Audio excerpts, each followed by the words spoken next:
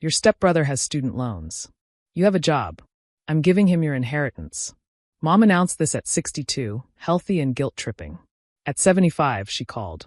I can't afford my medications. I mailed her 3 nursing home brochures. Ask your investment. My name is Paige, and this is the story of how my mother chose my stepbrother over me when she had everything, and how I chose myself when she had nothing. I was 28 when my father died. Lung cancer, fast and brutal, gone within 6 months of diagnosis. He was 59. My mother, Linda, was 56. They'd been married for 33 years. High school sweethearts who'd built a modest but comfortable life. My dad was an electrician. My mom worked part-time as a bookkeeper. They'd saved carefully, paid off their house, put away money for retirement. When Dad died, he left everything to Mom. The house, his life insurance policy, his 401k. About $340,000 total. This is for your future, he'd told her near the end, squeezing her hand. And Paige's. Make sure she's taken care of. I heard him say it. I was sitting right there. For 2 years, Mom grieved quietly. I visited every weekend, helped her with yard work, brought groceries. We were close. Or I thought we were. Then she met Gerald at a grief support group. Gerald was 60, recently widowed, pleasant enough. He had a son, Bryce, who was 25 and, according to Gerald, finding his path. I met Bryce twice. He was unemployed, living with Gerald, and spent most of family dinners talking about his cryptocurrency investments and how traditional education was a scam, even though he'd racked up $80,000 in student loans getting a degree in philosophy he'd never used. Mom and Gerald dated for 8 months, then married in a small ceremony I helped plan. I was happy for her. She seemed lighter, less lonely. Gerald seemed kind. I should have paid more attention. 6 months after the wedding, Mom invited me to lunch. Just the 2 of us, she said. I thought maybe she wanted to talk about holidays or ask advice about something. Instead, she dropped a bomb. Paige, I've been thinking about the future, she said, stirring her iced tea. About what happens to my estate when I'm gone. I blinked. Mom was 62 and healthy. Okay, your father left me everything so I'd be secure. And I am. But I've been talking with Gerald, and we think it's important to help the kids who need it most. Something in her tone made my stomach tighten. What do you mean? Bryce is struggling. He has all those student loans.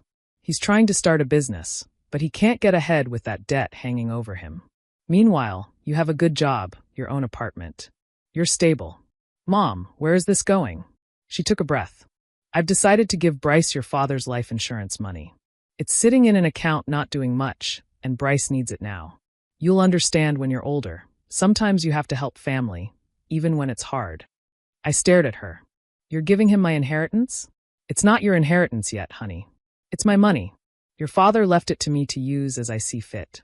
And I think this is what he'd want, helping someone in need. Dad specifically said to take care of me. And you're taken care of. You have a career. Bryce doesn't. My hands were shaking. Bryce doesn't have a career because he doesn't work. He lives in Gerald's basement playing video games and talking about Bitcoin. That's not fair. He's depressed. The loans are crushing him. So paying them off will fix his depression? Mom, he'll blow through that money in a year and still be unemployed. Her face hardened. This is my decision, Paige. I'm not asking your permission. I'm telling you as a courtesy. A courtesy. I felt something crack inside my chest. You're giving away Dad's life insurance, money he saved for decades, money he explicitly told you was for our future, to a stepson you've known for less than 2 years. And you're calling it a courtesy. Don't be dramatic. How much? She hesitated. $120,000. I stood up so fast my chair scraped loudly against the floor. Other diners turned to look. Paige, sit down. I can't do this right now. I walked out of the restaurant and didn't speak to her for 3 months. During those months, I learned more. My aunt, my father's sister, called me after talking to Mom. Paige, did you know your mother also gave Gerald $50,000 to invest in some rental property scheme? What? And she's been paying Bryce's rent for an apartment he moved into. $1,800 a month. I did the math.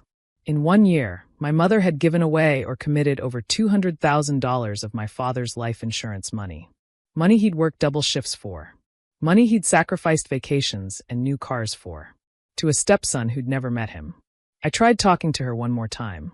She was defensive and dismissive. This is what marriage is, Paige. Gerald and I are a team. His son is my son now. What about me? You're an adult. You don't need me anymore. That's when I realized I'd already lost her. The mother who'd raised me, who'd made my Halloween costumes and taught me to drive, was gone.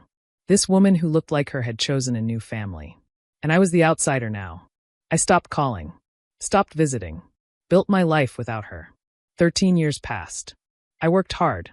I was promoted twice, eventually becoming a senior project manager at a tech company. I bought a small house. I got married to a wonderful man named Luke. We had a daughter, Chloe, who is now 4. Mom met Chloe exactly once, when she was 6 months old. She'd held her awkwardly for 10 minutes, then spent the rest of the visit talking about Bryce's new business idea. I stopped trying after that.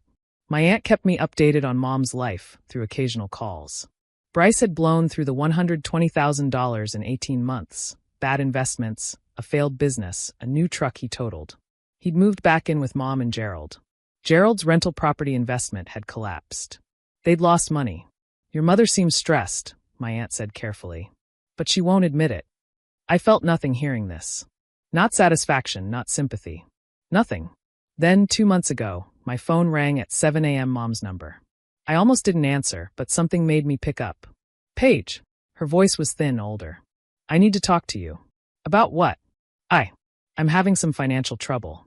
Gerald died 6 months ago. Heart attack. And I'm struggling with the bills.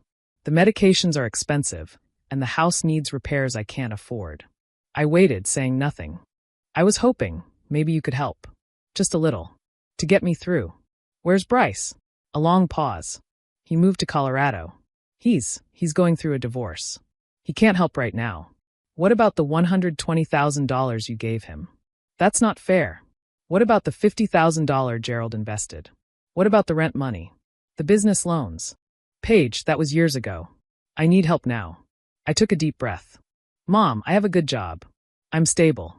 I'm taken care of. I don't need you anymore. I heard her sharp intake of breath. You're throwing my words back at me? I'm reminding you what you said when you gave my inheritance to someone else. You made a choice. You chose Bryce. You chose Gerald. You chose to believe I didn't need you because I was responsible and self-sufficient. I was trying to help him. And now you want me to help you.